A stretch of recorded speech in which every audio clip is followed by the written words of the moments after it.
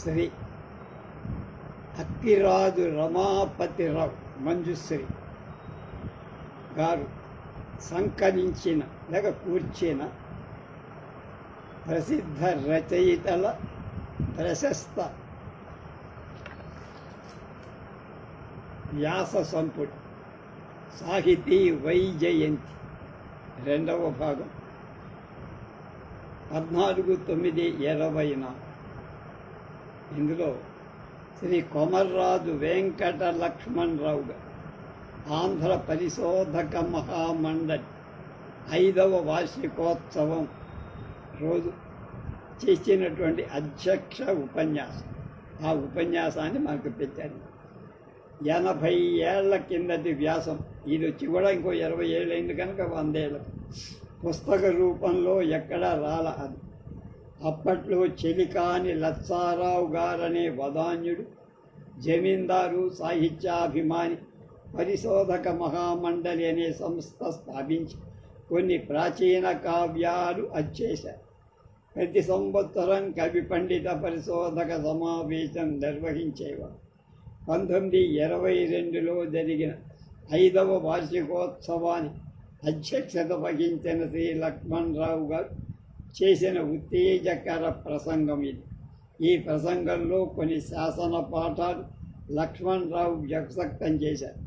ఈ శాసన పాఠాలు కాల చర్చలు ఇప్పుడు ఈ ప్రకటితమవుతున్న వ్యాసం నుంచి పరిహరించడం జరిగింది. పండితోత్తములకు సవినయ దండ ప్రణామాలు ఆచరించి కథాక్రమానికి పూనుకొంట. లక్ష్మణరావు గారు అంటూ, నేను ఈ అగ్రాసనాన్ని అధిష్ఠించడం మీ అకారణ ప్రేమే కారణం కానీ నా యోగ్యత కాదని నాకు తెలుసు. కనుక మీ ఆజ్ఞకు లోనై ఇక్కడ కూర్చున్నానే కానీ వేరు కాదు. ప్రభువుల ఆజ్ఞ, పెద్దల ఆజ్ఞ అనుల్లంఘనీయం అంటారు కదా. రాజకీయ సాంఘిక విషయాలలో ఈ నియమాలకు కాలానుసారంగా అపవాదాలు కలిగిన విద్యా విషయాలలో ఇష్టాగోష్ఠులలో ఈ నియమాన్ని పాటించటం విధి అని తలచి మీ ఇచ్చేటువంటి వ్యాసరూపమైన జ్ఞానామృతం ఈ వీలైన స్థలం నుండి ఏకాగ్ర చిత్తంతో గురోలి నా యోగ్యతను హెచ్చించుకుంటాను అనే నమ్మకంతో నన్ను మించిన ఈ ఉన్నత పదవిని అంగీకరించాను. ఎంత వినయంగా చెప్తారు. స్థలాంతరం అంటే వేరొక చోట ఉన్న ఆంధ్ర పండితోత్తములు, కవి పొంగవులు, పరిశోధక శ్రేష్ఠులు ఒక చోట కూడి విద్యాగోష్ఠిలో కాలం గడపనట్లుగా చేసి మనలకు స్వాగతం ఇచ్చిన ఆంధ్ర పరిశోధక మహామండలి స్థాపకులైన చెలికాని లచ్చారావు గారి ఎడ మనమెంతో కృతజ్ఞతలు. అలాంటి ఉత్సవ నెపంతో అయిన జ్ఞాన సంపన్నుల సహవాసం 2 రోజులైనా లభిస్తే భాషా వికాసానికి, నూతన పరిశోధనకి మార్గం కలుగుతుంది అంతలో సందేహం. ఆంధ్ర పరిశోధక మహామండలి వారు 5 సంవత్సరాల నుండి చేస్తున్న వారి రిపోర్టుల వల్ల మీకు అందరికీ తెలుసు. ముఖ్యంగా కిందటి ఏట వారు చేసిన పని ఇప్పుడు చదవబడిన నివేదిక వలన తెలియకల. చేసిన పనికి మనం వాళ్ళని అభినందించడం, కృతజ్ఞత చూపటం కూడా సహజం. వీరింతకంటే ఎక్కువ పని చేయాల్సి ఉంది అని కొందరు నాతో సూచించారు. కానీ అలాంటి ఆక్షేపణం అనవస్థా ప్రసంగంతో ఎంత పని చేసినా అంతకంటే ఎక్కువ పని జరిగి ఉండాల్సిందే అని ఆక్షేపించేవాడు ఇప్పుడు ఉంటూనే ఉంటుంది. కనుక అలాంటి ఆక్షేపణకు లోపడని సంఘం ఒక్కటి కూడా ప్రపంచంలో 30 గ్రంథాలు ప్రకటించిన విజ్ఞాన చంద్రికా మండలి బాగా పనిచేసే రోజులు రాజమహారాజుల అనుగ్రహాన్ని, అభిమానాన్ని కలిగి ఆంధ్ర భాషా పరిషత్ ఎడతెగక పుస్తకాలు ప్రకటిస్తున్న ఆంధ్ర ప్రచారిణీ సభ వాళ్ళు ఒక రెక్క మీదను 2 రెక్కల మీదను 3 పెద్ద సంపుటాలు ప్రకటించిన విజ్ఞాన సర్వస్వం వాళ్ళు ఈ ఆక్షేపణకు గురైన వారు. కొన్ని చోట్ల నిజంగా గురైరి అని కూడా చెప్పారు. కనుక ఇలాంటి ఆక్షేపణలు పాటించక ఎవరి చేతనైన పని వాడు చేస్తూ ఉండటమే మంచిదని నా భావం. ఒక్కొక్కరు విడివిడిగా పనిచేయటం కంటే అందరూ కలిసి సంఘీభావంతో పని చేయటం చాలా మంచిది అని కొందరు అడగచ్చు. మంచిదే, కానీ ఏ కారణం చేతను తెలుగుదేశంలో ఇలా చేయటానికి ఇప్పుడు సాధ్యం కనపడతాయి. అందుకు కారణాలు చర్చించడానికి ఇది సమయం కూడా కాదు. సంఘంగా పని జరగటానికి వీల్లేనప్పుడు ఎవరికి చేతనైన పని వాడు ఎందుకు చేయకూడదు? అలా చేయకుండట తప్పని కూడా నా అభిప్రాయం. కనుక మహామండలి వారు ఇంకా ఎక్కువ పని చేస్తారు అని కాక అని కోరుతూ వారు చేసిన పనికి సంతోషించి వాళ్ళని గౌరవిద్దాం. పరిశోధనపై సంకురుమై ఈ మహామండలి వాళ్ళని మనం గౌరవించటానికి మరొక విశేషము. ఎందుచేతనో 2-3 ఏళ్ల నుండి సంకురుమయ్య ఆంధ్రదేశంలో వాంగమయ పరిశోధన మీద పెంచి పోతున్నట్టు అనిపిస్తుంది. అందువల్ల పరిశోధన ఎక్కడికక్కడ ఆగిపోయి సంకురమయ్య పోయాడు అంటే అక్కడ ఆగిపోయిందని అర్థం. కనుక ముఖ్యంగా ఇది వరకు దేశాల పండితులను పంపి తెలుగు తాటాకు గ్రంథాలు సంపాదిస్తున్న వాళ్ళిద్దరు దొరతనం వారి పక్షంలో చెన్నపట్టణంలోని మాన్యుస్క్రిప్ట్ లైబ్రరీ వారు, తెలుగు పరిషత్తు వీళ్ళిద్దరూ 2 ఏళ్ల నుండి పురాతన గ్రంథ సంపాదన మానుకున్నారు. తర్వాత కారణం ధనాభావం, జ్యోతిలో డబ్బు ఉండాలిగా. కనుక దరిద్రత, ఆదాయం భరణానికే చాలక సాహుకారు ఇంటికి పోయి పత్రాలు వ్రాసి అప్పు తెచ్చుకోవాల్సి రావడం. డబ్బు కావాలంటే వడ్డీకి తాను. కనుక దొరతనం వారికి కొన్ని ఏండ్ల నుండి ఆదాయం కంటే ఖర్చు అధికమవ్వడం. వారు ఎక్కువ వడ్డీ ఇచ్చి పత్రాలు జారీ చేసి అప్పు పుచ్చుకోవడం బడ్జెట్లలో మీరు చూస్తూనే ఉన్నారు. అందుకు కొంత ఖర్చు తగ్గించమన్నారు. పట్టరా దేవతార్చన బ్రాహ్మణ అన్నట్టుగా. అదే ఆ దేవతార్చన చేసే బ్రాహ్మణ్ పట్టుకోరా, వాడిని పట్టుకుంటే అన్ని సమస్యలు పోతాయి అన్నట్టు ఎవడు. పట్టరా దేవతార్చన బ్రాహ్మణ్ణి అన్నట్లు ఈ దెబ్బ మొదట తాటాకు గ్రంథాల మీద పడి వెదటనే అవి ముసలితనం చేత శిథిలాలై ఉండటం చేత పప్పు అయిపోయాయి. ఎంత చక్కగా చెప్పాడు. అన్ని భాషల గ్రంథ సంగ్రహానికి గవర్నమెంట్ వాడు దొరతనం అన్నాడు. నేను గవర్నమెంట్ వారు సంవత్సరాన్ని 10-12 వేల కంటే ఎక్కువ డబ్బు ఖర్చు పెట్టడంలా ఖజానాలో సొమ్ము అయిపోయి.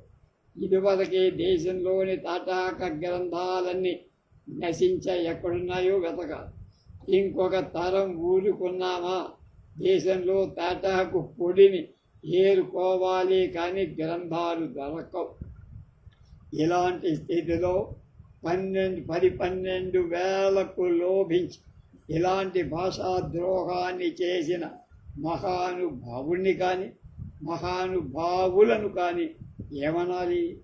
అంతగా డబ్బు లేకపోతే ఒకరిద్దరిని పై అధికారులను తీసేయకూడదా? నెలకు వేల కొలది జీతాలు కొల్లగొడుతూ యోగ్యత కానీ అవసరం కానీ లేని అధికారులు ఎందుకు అసలు? అందులో ఒకరిద్దరు ఓడబెరిగితే కానీ వారి జీతాలు తగ్గించి కానీ ఎంత డబ్బైనా మిగిలితే ఆ డబ్బులు దీనికి ఖర్చు పెట్టుకోవచ్చు కదా.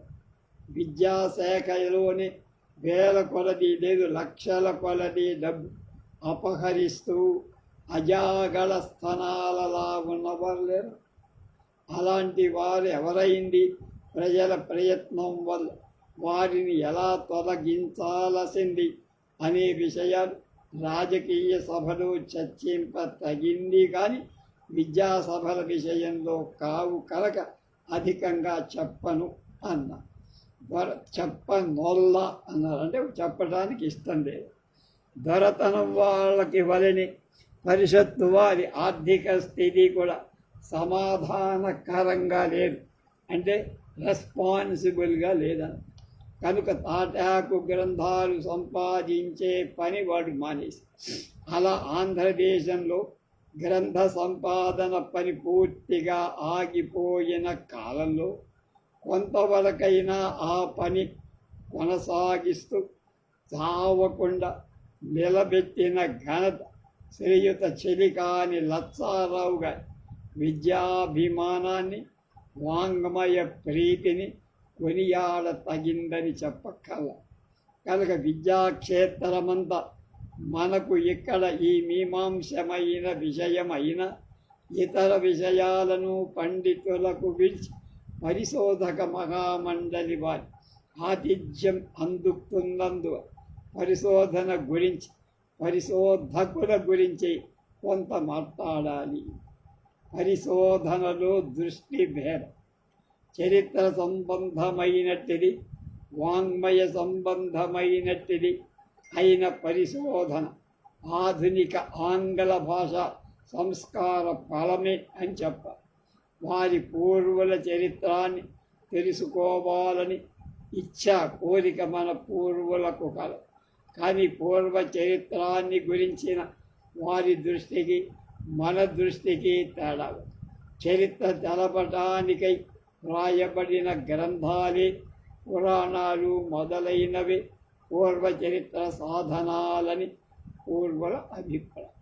అలాగే ఇప్పుడు చరిత్ర ఉద్దేశంతో వ్రాయబడకపోయిన కావ్యాలు, నాటకాలు, పద్యాలు, పాటలు, శాసనాలు మొదలైన ప్రతి గ్రంథం చరిత్ర విషయం అవుతుందని ఒక అంశంలో బోధిస్తాం. ఏదో ఒక అంశాన్ని చెప్తారు, చరిత్రలో ఏదో అంశం. అలాంటి ఊహచే ప్రతి గ్రంథం, ప్రతి కాగితపు ముక్క ఉత్తరం సంగ్రహంగా చెబుతోంది. పూర్వకాలంలో శాసనాలు, సనదులు జాగ్రత్త చేసి ఉంచేవారు, కాపాడేవారు. వాడి ఉద్దేశం వేరు. తమ హక్కులను, ఈనాములను, అగ్రహారాలు కాపాడుకోవడమే వాళ్ళ ధ్యేయం. ఇప్పుడు పరిశోధకులు శాసనాలను ఆ దృష్టితో చూడటంలా పూర్వకాలపు సంగతులు వాటి వలన ఎంతవరకు తెలుసుకొనగలము అన్నది మనకు కావాల్సిన విషయం. 1500 సంవత్సరాల కింద వేంగిలో రాజ్యం చేసిన శాలంకాయనుల తామ్ర శాసనాలు నాకు దొరికాయి. అందరి ప్రతిగ్రహీతల వంశం వారిప్పుడు ఎవ్వరూ లేరు. అందులో దానం చేయబడినటువంటి గ్రామాలు ఏవి కూడా ఏవేమిటో ఇప్పుడు నిశ్చయంగా చెప్పడం కరెక్ట్గా అయిన చరిత్ర విషయమై అవి గొప్ప ప్రమాణాలుగా ఉన్నాయి. అంతేకాదు, లిపి విషయమైన ఒక విశేషం కూడా నాకు అప్పుడు కనిపించింది. ఇప్పుడు మనం బండి రా ఇలా రాస్తాం కదా అని రాసేవాడు పూర్వం మిక్కిలి పురాతన కాలంలో ఉపధ్మానీయానికి గుర్తుగా వాడేవాడు. ఉపధ్మానీయం అంటే పకారానికి పూర్వం వచ్చే విసర్గ, పకారం ముందు ఉన్న విసర్గ. అది పోను అన్ని విసర్గాలు కూడా ఒక గుర్తే ఉపయోగించేవారు. అందువల్ల ఈ గుర్తుకు సంస్కృత లేఖనంలో చోటు లేకుండా తెలుగు కర్ణాటకుల సంస్కృతంలో లేని బండిరా గుర్తు కావాల్సి వచ్చినప్పుడు ఖాళీగా ఉన్న ఈ సంస్కృత అక్షరాన్ని బండిరా చేశారు అని నాకు అనిపిస్తోంది అంటున్నారు కొమర్రావు. ఇలా ఎక్కడి నుంచి ఏ కొత్త విషయాన్ని తెలుస్తుందో మనం చెప్పలేం. అన్ని విషయాల గ్రంథాలు ఆధునిక పరిశోధనలకు కావాలి. గ్రంథ శబ్దం వ్యాపకార్థంలో తీసుకో. గ్రథితమైనటువంటిదంతా గ్రంథం అంటే చేర్చిందంతా. అలాగే అది కాగితం మీద ఉండని, కాటాకుల మీద ఉండని, రాతి మీద ఉండని, పెద్దదైన చిన్నదైనా సరే, ఒక పంక్తి అయినా సరే, అది మన మతం వారు వ్రాసింది కానివ్వండి, కాకపోని పరమతం వ్రాసిన వాళ్ళు అయినా సరే, రసవంతాలైన కావ్యాలందరికీ కావాలి. రసికులు వాణ్ణి మళ్ళా మళ్ళా చదివి సంతోషించాలి. కనుక పరిశోధకులు రసవంతాలు, అరవసంతాలు, లక్షణయుక్తాలు, లక్షణ విరుద్ధాలు, అలాగే కాసటలు, బీసటలు అన్నీ కావాలి. నన్నయ కాలపు లక్షణానికి విరుద్ధమైన వాటిని చూడను కూడా కూడదని మన వారు పెట్టుకున్న నియమం వల్ల నన్నయకు పూర్వం సత్కావ్యాలెన్నో నశించటమే కాక అప్పటి భాషా స్వరూపం కనుక్కోవటం కూడా అసాధ్యం, దుస్సాధ్యం. నన్నయకు పూర్వం తెలుగు కవిత్వమే లేదన్నంత వరకు వెళ్ళిపోయాం. కనుక ఈ నూతన దృక్పథాన్ని అనుసరించి పరిశోధకులన్ని విధాల సాధనాలు సేకరింతురుగా. కృతజ్ఞత. నూతన పరిశోధన చేయటానికి పూనుకొన్న వాళ్లకు ఇది వరకు ఈ మార్గానికి పోయి మనకు మార్గదర్శకులై వారి పరిశ్రమను స్మరించి కృతజ్ఞత చూపటం అవసరం. కనుక ఆంధ్రదేశ చరిత్రాన్ని గురించి, వాంగ్మయాన్ని గురించి పరిశోధనలు చేసిన వారిని కొందరిని పేర్కొంటాం. వారిలో కొందరు పరదేశీ, కొందరు స్వదేశీ. ఎవరైనా వారి నిరపేక్ష విద్యా సేవచే వాళ్ళు మనకు వంచులే. రాజకీయాది విషయాల్లో అన్యాయం చేసేవాళ్ళు స్వదేశీయులై మనం ఎలా నిర్భయంగా వారిని నిరసించాలో అలాగే విద్యా విషయంలో కూడా, అందులో హైందవ విషయాలలో పరదేశీయులు చేసిన నిరపేక్ష కృషి వారి ఎడల కృతజ్ఞత తప్పక చూప. కర్నల్ కాలిన్ మెకంజీ ఇలాంటి పరిశోధకులలో మెకంజీ మొదటివాడు. ఈతడు 1783లో ఇంజనీరుగా మెడ్రాస్ వచ్చి 1790 నుంచి 92లో టిప్పు సుల్తాన్తో జరిగిన యుద్ధాల్లో కూడా ఉన్నాడు.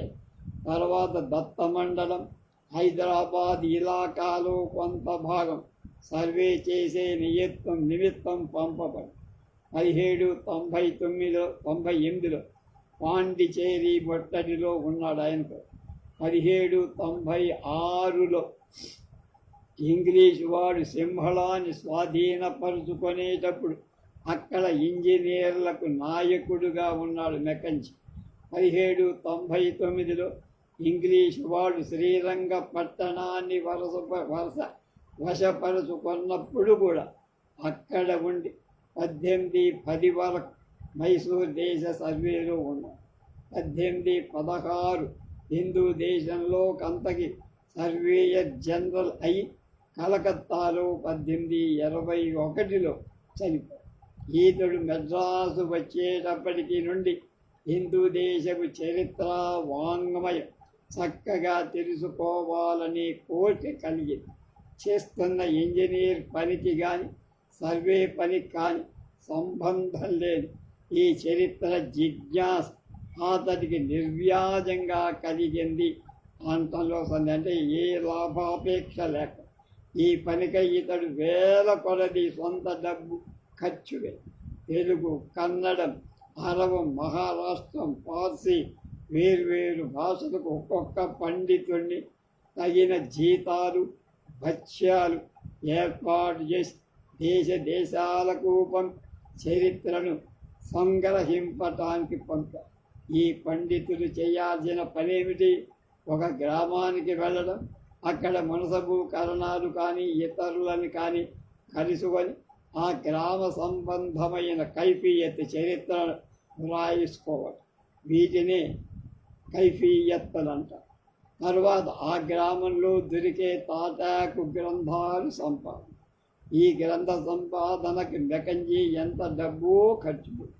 శాసనాలు ఏవైనా ఆ గ్రామంలో ఉంటే అవి తెలిసినంత వరకు నకళ్ళు వ్రాసుకోవడం, శిల్పకళా నిపుణతను చూపే మందిరాలు ఏవైనా ఉంటే వాటి పటాలు, బొమ్మలు రాయడం, మత సంబంధమైన మఠాలు కానీ గుహాలు కానీ చుట్టుపట్ల అరణ్యాది ప్రదేశాలలో ఉంటే వాటిని స్వయంగా చూసి వాటి అప్పటి స్థితిని తెలిపే వర్ణనలు రాయి. ఈ పనులన్నీ చేయటానికి పంపబడిన పండితులు, మునిషీలు, గుమాస్తాలు తనను మోసం చేయకుండా వాళ్లకు వారం వారం తనకు దినచర్య అంటే రిపోర్ట్, డైలీ రిపోర్ట్ కాదు వీక్లీ రిపోర్ట్ ఇవ్వమని ఏర్పాటు చేసి ఇలాంటి దినచర్య సంపుటాలు కొన్ని చిన్న పెత్తనలు మెడ్రాస్ మెకంజీ సంగ్రహాల్ని చూసి చదివి ఆనందించాడు. ఈతడు అనేక భాషల కైఫియత్తులను గ్రంథాలను సంపాదించిన వాటిలో తెలుగు భాషకు సంబంధించినవి చాలా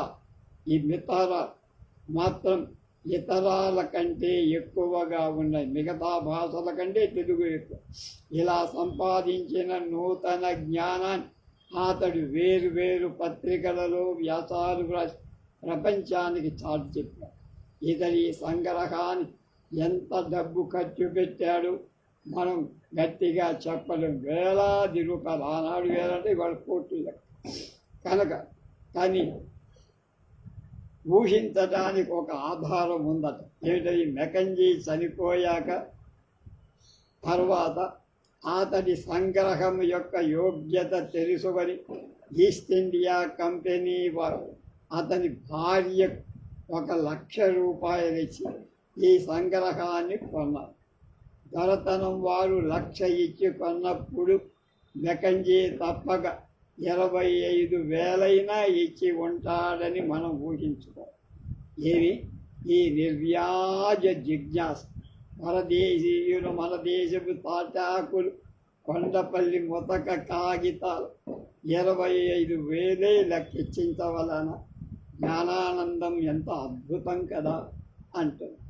ఈ మెకంజీ దొరగారు మన ఆంధ్రులకు చేసిన మహోపకారం ఇంకోటి చెప్ప. అది అమరావతిలో శిల్ప చాతుర్య సీమ అవధిని చూపేటువంటి బౌద్ధ స్తూపం ఒకటి ఉందని మన ఆంధ్రులకు తెలియచేసిన వాడు మెకంజీ.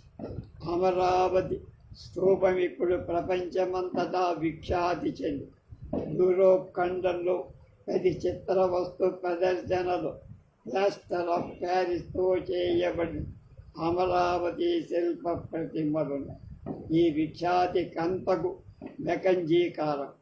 18వ శతాబ్దంకి చింతపల్లి జమీందారైన వాసిరెడ్డి వెంకటాద్రి నాయుడు అమరావతిలో తన మేడ కట్టుకోవటానికి, అమరేశ్వరాలయాన్ని నిర్మించటానికి దీపాల దిన్నె అనే ఈ దిబ్బను కొంత తవ్వించి అక్కడ దొరికిన గొప్ప మాప బండలను, పెద్ద పెద్ద ఇటుకలు ఉపయోగించుకొని చుట్టుపక్కల వారు ఆ నాప బండలను కావాల్సి వచ్చినప్పుడల్లా ఈ దెబ్బల్లోని చక్కని చెక్కడపు బండలు తీసుకువెళ్తున్నారు. సొంతం కాల్చడానికి కొన్ని బండలు దగ్ధం చేయబడి ఇలా అమూల్యమైన శిల్ప సంపద నాశనం అవుతుంటే ఆంధ్రుల అదృష్టవశంతో మెకంజీ ఇక్కడికి రావడం జరిగింది 1790. అతడు అక్కడ కట్టడాల చక్కదనాన్ని చూసి ఆశ్చర్యపడి చింతపల్లి జమీందారు అంత మీద దాన్ని పగలగొట్టకుండా అంటే అయిపోయింది పగలగొట్టకుండా ఏర్పాటు చేసినాక ఈ స్తూపం యొక్క వర్ణన రాసి ఏషియాటిక్ సొసైటీ వారి పత్రికలో ప్రకటించి అప్పటి నుండి ఈ స్తూపం యొక్క ఖ్యాతి ద్వీపాంతరాలు వ్యాప్తి. మెకంజీ మళ్ళా 1816లో అమరావతికి వెళ్ళి సర్వే చేసి ఆ స్తూపం యొక్క ఆకారాదుల బొమ్మ రాశారు. కొందరు చిత్రకారులు తన వెంట తీసుకొని అక్కడి శిలల మీద గల చెక్కడపు పనుల ప్రతిమలు కాపీ చేయించి ఒక గ్రంథం సిద్ధం చేయి. అది ఇప్పుడు ఇండియా ఆఫీసులో మన దేశంలో. వ్యాసుల వారు మహాభారతాన్ని 3 భాగాలు చేసి ఒకటి స్వర్గంలో, మరొకటి పాతాళంలో, మిగిలింది భూగోళంలో దాచిన మెకంజీ సంగ్రహం దొరతనం వాడు 3 భాగాలు చేసి కొంత లండన్లోని ఇండియా హౌస్లో, కొంత కలకత్తాలో ఏషియాటిక్ సొసైటీలో, కొంత మెడ్రాసు కాలేజీలో చన్నపట్టణంలో భాగమే ఇప్పుడు గవర్నమెంట్ వారి అముద్రిత గ్రంథాలయంలో ఉంది. మెడ్రాసులోని కాగితాలు జీర్ణమవుతూ రాగా వాటిలో చాలా భాగాలను మళ్ళా వ్రాయించి 270 సంపుటాలు కట్టించి కనుక వాటికే ఇప్పుడు లోకల్ రికార్డ్స్ అని పేరు, స్థానిక చరిత్ర. ఈ సంపుటులు ఇదివరకు చన్నపట్టణానికి పోతే కానీ మనకు లభించేవి కావు.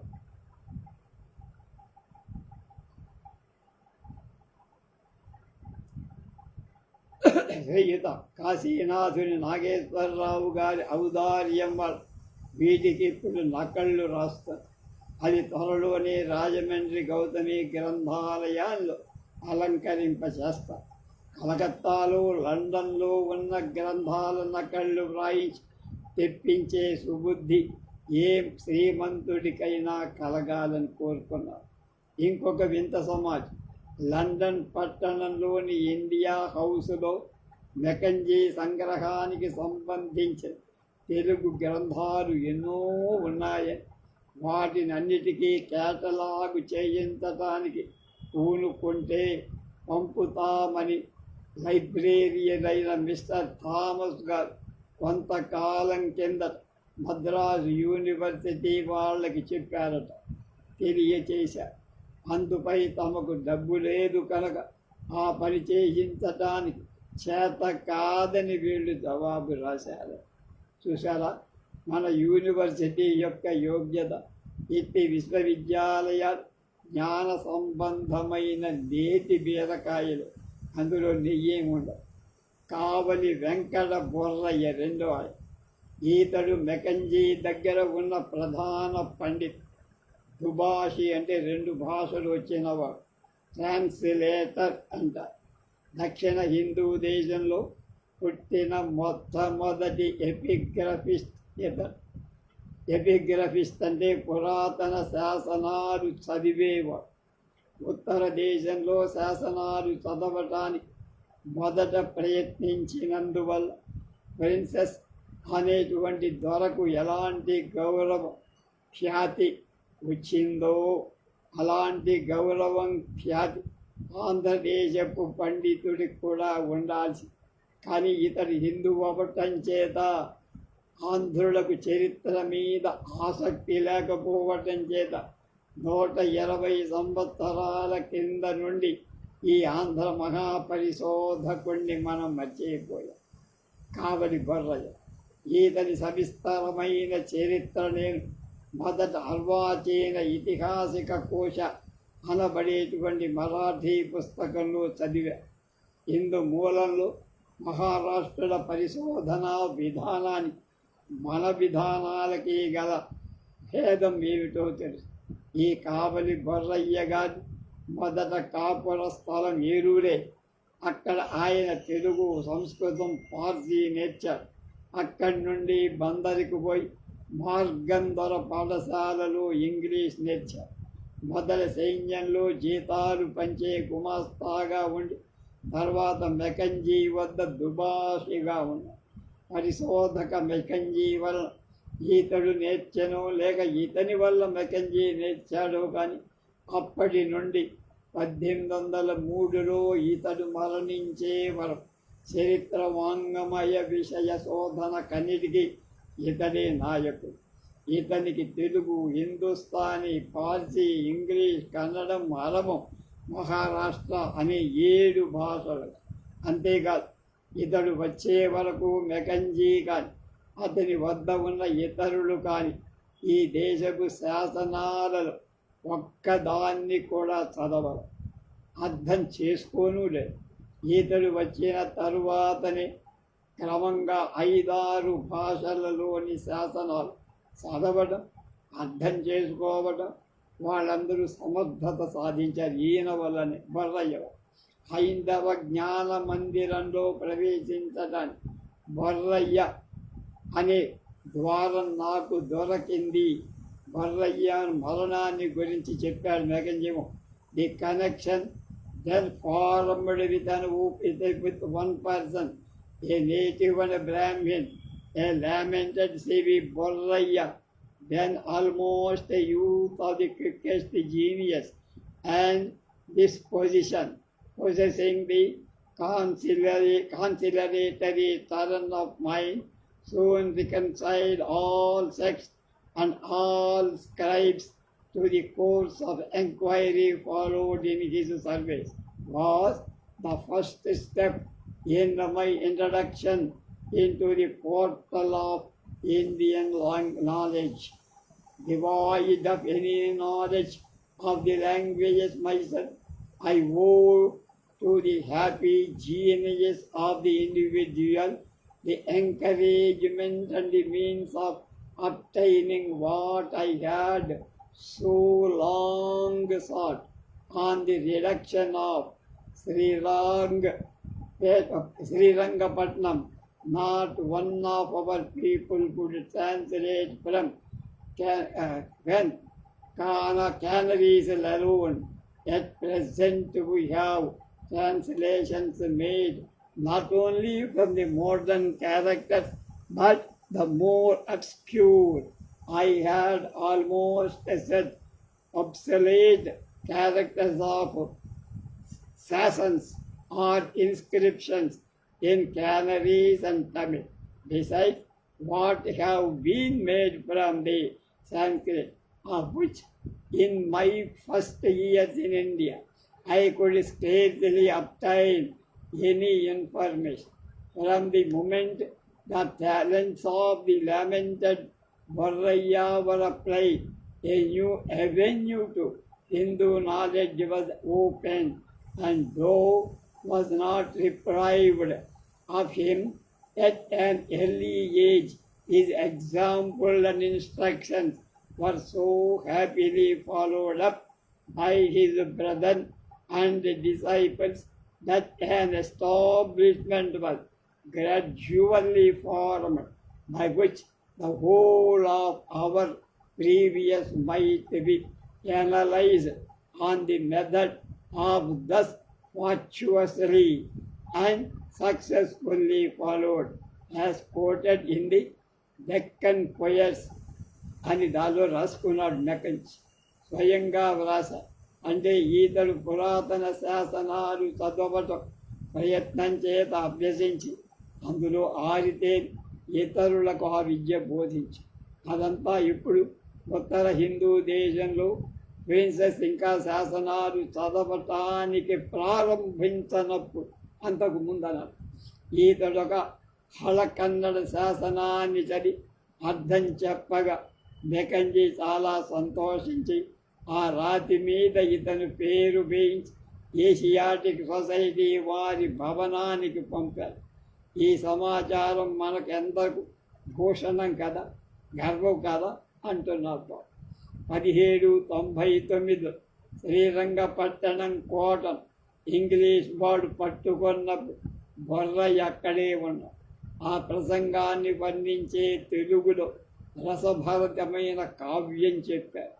1880 యుద్ధంలో బొర్రయ్య కూడా ఉన్నాడు. అదే యుద్ధంలో సర్ ఆర్థర్ వెల్లశ్రీ ధుండి అనే ఒక వీరిని పట్టుకొని ఆ యుద్ధంలో బొర్రయ్య ఉంది. ఆ యుద్ధాన్ని వర్ణిస్తూ ఒక తెలుగు కావ్యం కూడా రాశారు. ఇవి కాక సత్పురుష వర్ణనం అనే 100 శ్లోకాల శ్రీరంగ చరిత్రం, శ్రీరంగపట్టణ రాజుల వంశావళి, యాదవరాజుల వంశావళి అనే గ్రంథం బొర్రయ్య గారు రాశారు.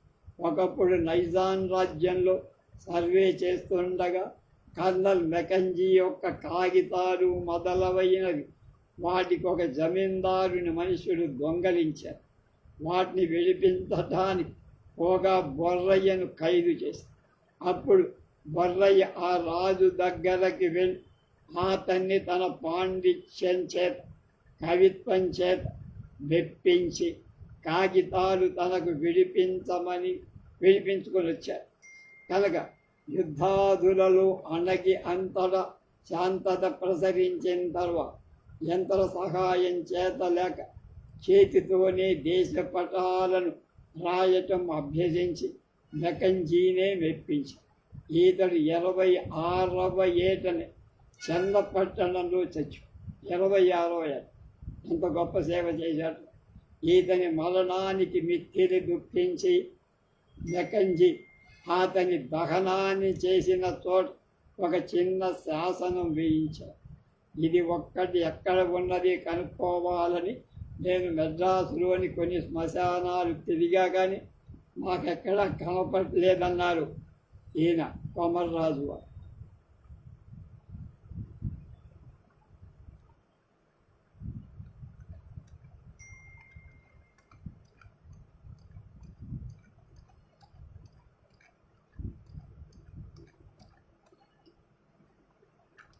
మిగతా వాళ్ళ సంగతి రేపు తెలుసుకుందాం. రేపు